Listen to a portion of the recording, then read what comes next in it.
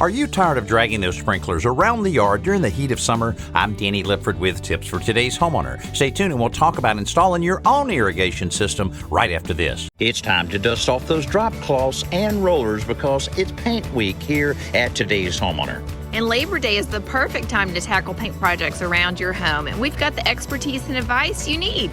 We'll be sharing all of the best painting hacks, tips, and inspiration. Plus, we're giving away a $100 Home Depot gift card to get the supplies you need for the perfect paint job. So visit todayshomeowner.com/paintweek today to learn more and enter. If you're thinking about installing an irrigation system, here are a few tips to simplify the process. First, rent a gas-powered trencher. It saves time and sore muscles. Then lay out the PVC pipe on the ground and dry fit everything before you glue it together.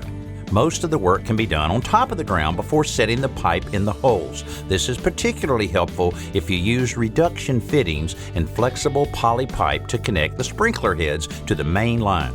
This also allows you to reposition the heads without cutting and re-gluing the rigid PVC. As you work, be sure to keep dirt and debris out of the pipe because it will clog your sprinkler heads. And finally, pick up a pair of PVC pipe cutters. They're much easier to operate than a saw, especially when trying to cut inside those trenches. I'm Danny Lipford with tips for today's homeowner.